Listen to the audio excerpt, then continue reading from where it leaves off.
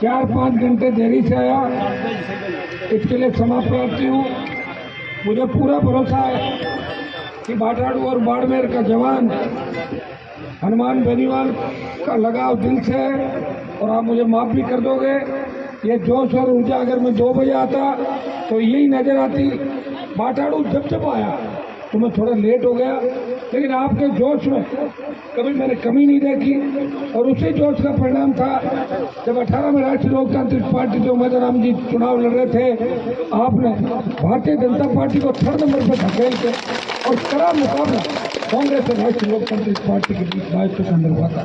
भाइयों, जब पंचायत चुनाव के अंदर भी आपके बीच वोट की अपील करना आया, आपको धन्यवाद दूंगा। पूरा इलाके के अंदर हीरा बाजू के अंदर हो सकता है कि पंचायत चुनाव में ये राजस्थान की पहली पार्टी थी जो पंचायत में लड़ी आजादी के बाद, जिन्हें पंचायत चुनाव लड़ाए, पालिका चुनाव लड़ाए, 5 प्रधान और एक नगर पालिका का चेयरमैन, 3 विधायक और एक सांसद बना के देश में संदेश दिया कि राजस्थान में अब कांग्रेस भाजपा का ठेका नहीं है, नई किसान के बेटों की पार्टी हुई चल सकती है। तब भी बाड़मेर से आपने गीड़ा बाजू इलाके से जबरदस्त जन समर्थन दिया था। जिला परिषद के साथ साथ गीड़ा और बाजू पंचायत समिति के 3 दो गीता और एक मतलब गीड़ा और बाजू में दोनों में 5 पंचायत समिति के मेंबर जीते और 5 से 7, 10, 20, 30 वोटों से हार गए थे। वैसे हार गए थे कि कांग्रेस की सरकार थी, अगर अपनी सरकार होती तो नहीं आते। समझ लेना भाई, जिसकी सरकार होती है तो इसमें वोट तो इधर उधर कर लेता, करता नहीं करता, दबाव पूरा ही करता है। भाइयों, लेकिन मैं आपको धन्यवाद इस बात का दूंगा कि हनुमान बेनीवाल जिस मुकाम पे आज खड़ा है, 8, 13, 18 और पार्टी बनाने के बाद सांसद और उसके बाद जो राजस्थान के अंदर पार्टी बना के चुनाव लड़ाए, उसमें बाड़मेर के नौजवानों का सबसे बड़ा योगदान है, बाड़मेर के किसानों का सबसे बड़ा योगदान है। शेखावटी के अंदर भी और भरतपुर में भी अगर बात चलती है, हरियाणा यूपी में भी जाता हूँ, अगर बात चलती है तो ये बात हर जवान किसान कहता है और हर पार्टी का नेता कहता है कि 23 में जब आरएलपी राजस्थान में लड़ेगी, बाड़मेर, नागौर, जोधपुर सहित मारवाड़ के इलाके के अंदर राष्ट्रीय लोकतांत्रिक पार्टी 1 नंबर की पार्टी होगी जो सबसे ज्यादा। ये आपके संगत का एक है।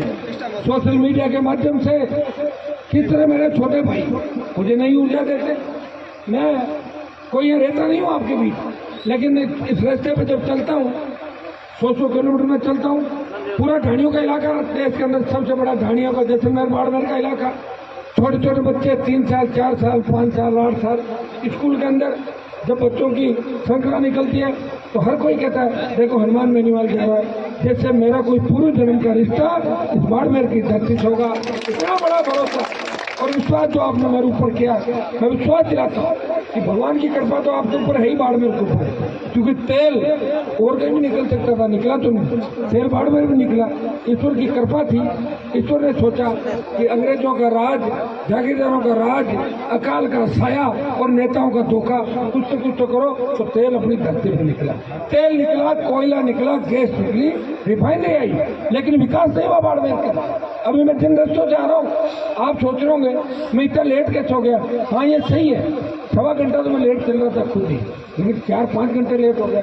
सड़कें देखो अब किस तरह के हालात है, अब सड़कें बन रही, इससे बढ़िया तो मेरे इलाके के अंदर चले जाओ। मैं सरकार से लड़ भी रहा हूँ, सरकार को भगा भी रहा हूँ और विकास भी करा रहा हूँ, नहीं करा रहा हूँ। आप देखिए सड़कें, देखिए खियोसर, नागौर, तमाम सड़कें। दुर्भाग्य इस बात का कि हमारे नेताओं ने खुद के घर की परवाह की, खुद की परवाह की और जिले को बदनाम किया सब जगह। भाइयों, अभी पंजाब का एक सांसद मुझे लोकसभा के अंदर कह रहा था कि मैं आपसे हाथ जोड़ रहा हूँ। मैंने कहा मेरे से किस बात का हाथ जोड़ रहा हूँ कि धन्य हो आप बाड़मेर और नागौर राजस्थान में। मैंने कहा मैंने क्या कर दिया कि आपका ठग आया था जो पूरे पंजाब को ठग के ले गया। और मैंने कहा आप पागल हो क्या? मैंने कहा एनडीए छोड़ के मोदी से टक्कर किसी नहीं, और वो तो आपने लिखी। मैं कि वो बात क्यों नहीं कह रहा जो मैंने किया, वो ठग वाली बात क्यों बता रहा? अरे लड़ाई तो मैंने भी लड़ी। बोले हाँ आप तो लड़ रहे, मान ली। तो भाइयों, कहाँ तो आपके नेता आपका सामान गिराते हुए घूम रहे हैं और कहाँ ही आपका भाई आपका मान देश के अंदर बढ़ाता हुआ घूम रहा है। प्रधानमंत्री को भी मुझे लग रहा 2-3 दिन से नींद 15-20 मिनट डिस्टर्ब मोदी की जरूर हुई है, क्योंकि किसान आंदोलन के अंदर भी राजस्थान में किसानों का आंदोलन नहीं था। मुझे कहा था बीजेपी के नेताओं ने कि आप क्यों खराब हो रहे हो, आपको मंत्री बना रहे हैं, क्यों भाग रहे हो, क्या मिल जाएगा, जिंदगी चली जाएगी, क्या कर लोगे। मैंने कहा बीजेपी तो 80 के अंदर बनी है, 80 से पहले क्या था राजस्थान के अंदर, हमारे बाप दादों ने लड़ाई लड़ी थी, अंग्रेजों से लड़ी, जागीरदारों से लड़ी, अकाल से लड़ी, धोखा खाते खाते रहे, एमएलए एमपी बन गए, और इससे ज्यादा उम्मीद हमें है भी नहीं। एमएलए एमपी बहुत बड़ा होता है, जो कानून जहाँ बनता है वहाँ एमपी बैठता है, और जहाँ कानून बनता है वहाँ विधायक बैठता है। मंत्री तो मुख्यमंत्री का प्रसाद होता है, और प्रधानमंत्री जो प्रसाद देता है वो कैबिनेट मंत्री बन जाता है, राज्य मंत्री बनता है, वो तो उनका प्रसाद है। जनता तो एमपी बनाती है, और जनता के डायरेक्ट वोट एमएलए बनाते हैं। प्रधानमंत्री जी, हम हमारे भाइयों के साथ रहेंगे। भाइयों, किसान नेताओं के कहने से देश के किसानों के आंदोलन को अगर ऊर्जा किसने दी तो इस शाहजहांपुर हाईवे को जाम करके नागौर के शासक ने प्रधानमंत्री को झुकाया और किसान आंदोलन को ऊर्जा दी और राजस्थान का मान और सम्मान बढ़ाया। पहले दिन बिहार के अंदर बच्चे रेल चला रहे थे, सरकारी संपत्ति को नुकसान पहुंचा रहे थे, लेकिन दूसरे दिन जैसे ही हनुमान बेनीवाल सड़क पर आया, सोशल मीडिया के माध्यम से, और सड़क पर तमाम राजस्थान के आरएलपी के जवान निकले, विधायक निकले, पदाधिकारी निकले, और मैं स्वयं जयपुर के अंदर था। दूसरे दिन ही अखबारों की फ्रंट लाइन पे था कि आंदोलन ने आग पकड़ी, बिहार राजस्थान से कि नाम आएगा नहीं यार, बाड़मेर सीकर, बाड़मेर के जवान का फोटो है, तो रेलवे पट्टी की तरफ जा रहा था। मैंने कहा तो कैसे सिखा दे रेलवे पट्टी की तरफ जाना, तो क्या था मैं रेल को रोकूंगा। भाइयों, ये सही बात, आपका गुस्सा जायज है, लेकिन सरकारी संपत्ति को नुकसान नहीं पहुंचाना। 3 बच्चे उस आंदोलन में जेल में गए, लेकिन 3 तक ही सीमित रह गए। आजकल में उनकी जमानत हो जाएगी, उसके बाद मैं आपको आश्वस्त कर रहा हूं कि उनका मुकदमा भी खत्म हो जाएगा, नौकरी में कोई बाधा उत्पन्न नहीं होगी, ये विश्वास है। आप तो जानते हो, थोड़े दिनों पहले आपने पढ़ा होगा,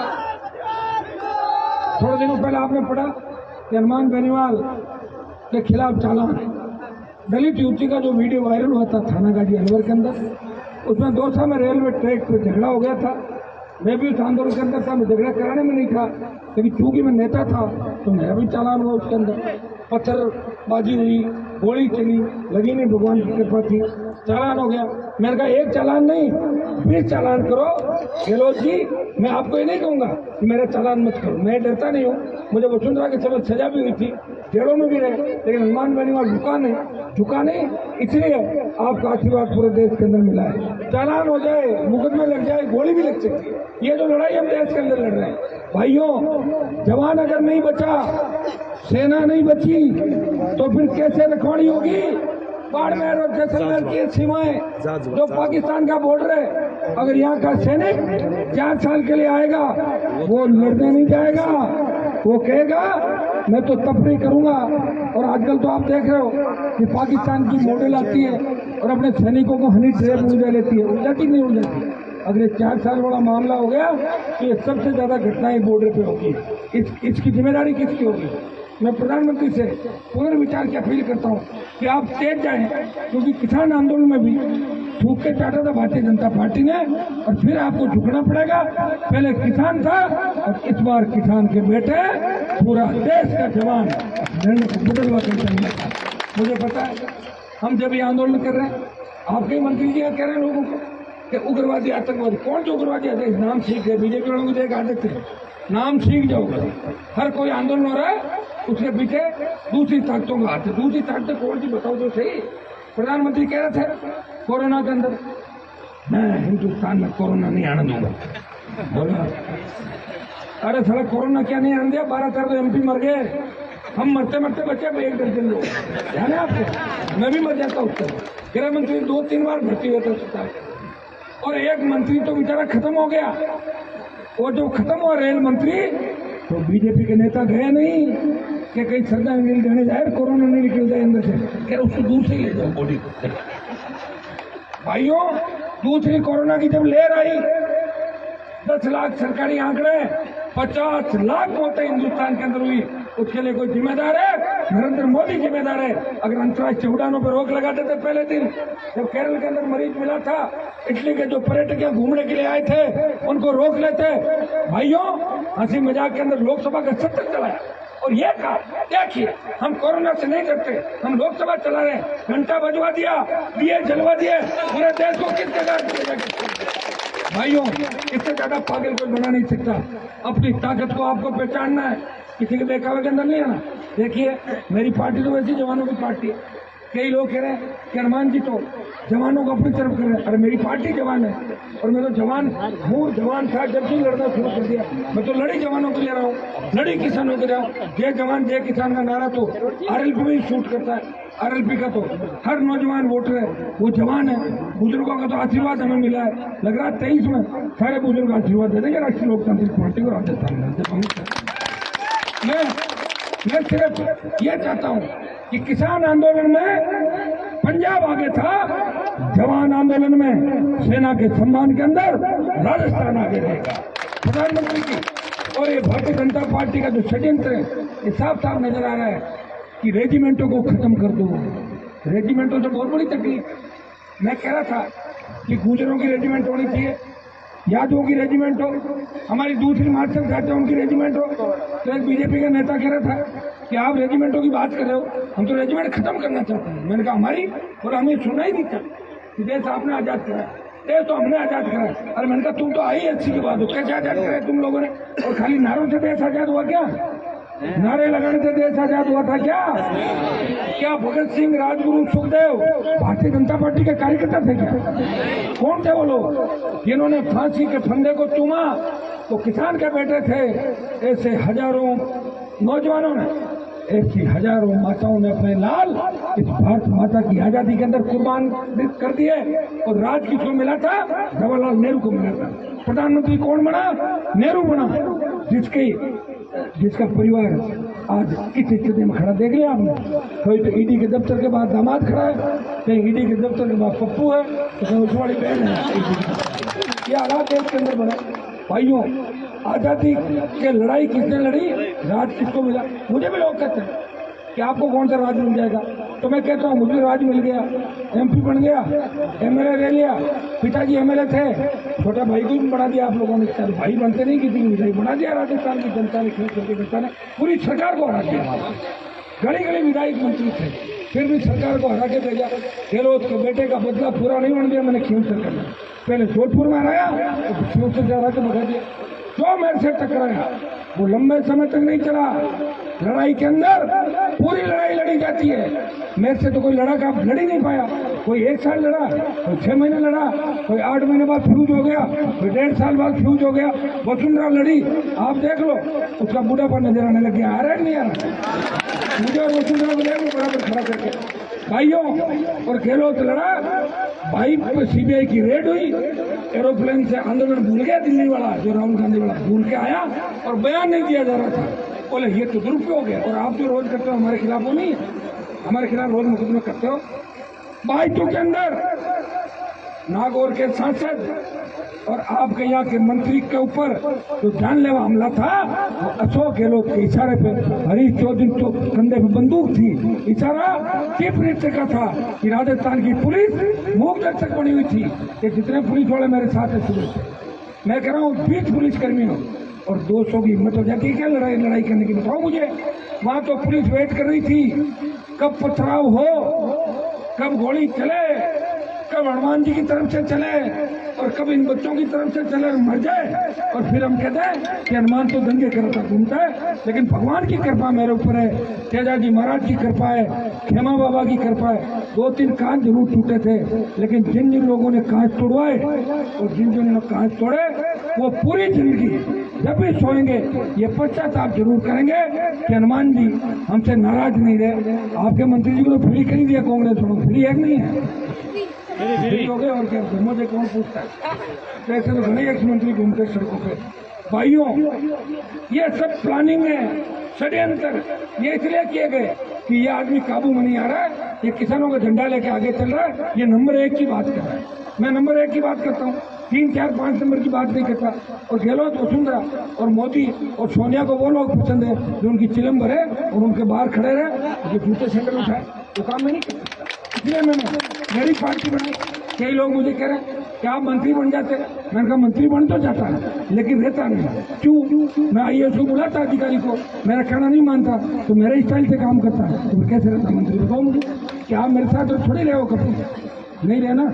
मेरे साथ जो रहते उनको पूछो कि मैं हर व्यक्ति के काम के लिए कितना परेशान रहता हूँ।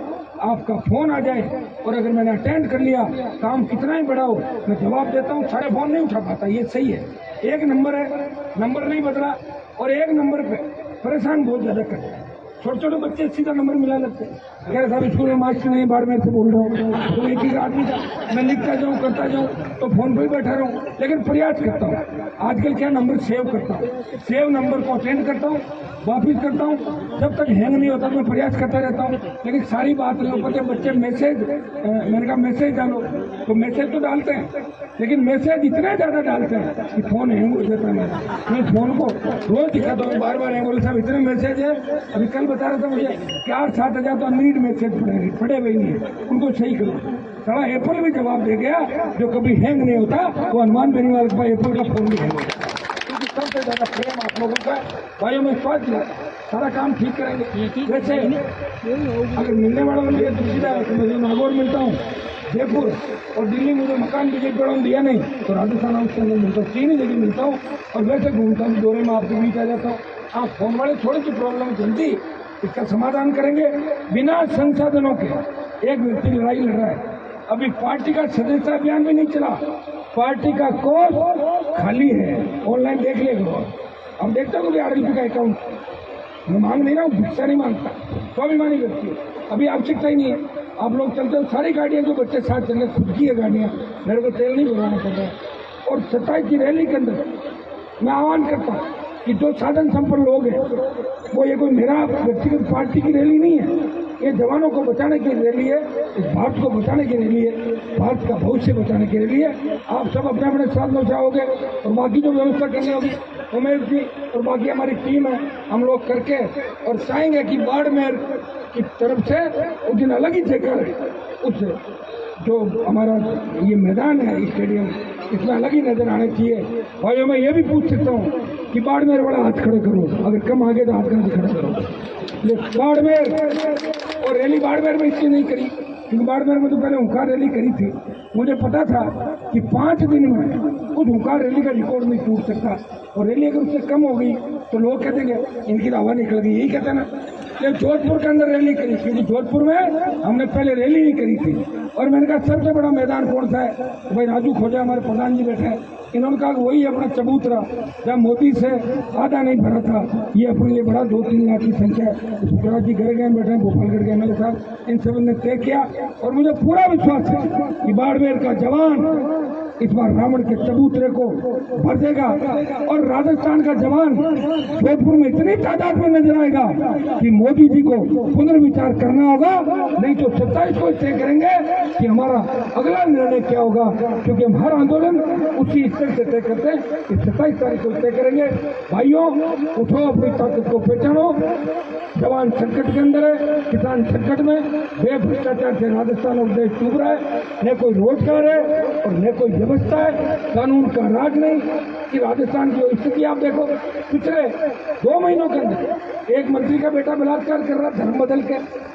रोज हम एक दूसरे को देख रहे, नावा का मेंदर, मलिंगा, दूसरा बिजूड़ी, जोरीलाल, प्रताप सिंह, सारे घोटाले पे घोटाले किए जा रहे हैं, और भारतीय जनता पार्टी चुप है। मिला जुली का खेल है। राज्यसभा में बीजेपी क्रॉस वोटिंग कर रही है, और सरकार जब गिरानी है तब हनुमान बेनीवाल सरकार गिराने में साथ रहता है, क्योंकि मैं गहलोत मुक्त राजस्थान चाहता था, और बीजेपी के 8 MLA एबसेंट हो जाते हैं। इससे बड़ा मिला जुली का खेल राजस्थान के अंदर नहीं होगा। अपनी ताकत पहचानो, हर चीज को समझो। हो सकता है कि कई लोग बीजेपी के भगत होंगे, कई कांग्रेस के भगत होंगे, लेकिन जब तकलीफ होती है तब आपको संभालने कौन आता है? आज जब किसान संकट में था और जवान संकट के अंदर है, कितना कांग्रेस बीजेपी के नेता आपके लिए सड़क है? मुझे बताओ उन लोगों के नाम। ये कोई मेरी व्यक्तिगत रैली नहीं है, मैं पार्टी की रैली नहीं करा रहा हूँ, लेकिन मेरी पार्टी ने देश में पहली पार्टी है जिसने इस टीओडी का विरोध किया और जवानों के समर्थन के अंदर मैदान के अंदर बेनीवाल की पूरी टीम जवानों के इस आंदोलन को सफल बनाने के लगी है। भाइयों, अपने नेता को पहचानो, अपनी ताकत को पहचानो, आंदोलन करेंगे। नौजवानों को विचलित नहीं होना है, क्योंकि मैं जहाँ साथ खड़ा हूँ आपको डरने की जरूरत नहीं। जुलाई में लोकसभा चलेगी, ठप करा देंगे, चाहे हमें सस्पेंड करे, बर्खास्त करे, तोप चले या तलवार चले, पीछे हटने वाला नहीं है।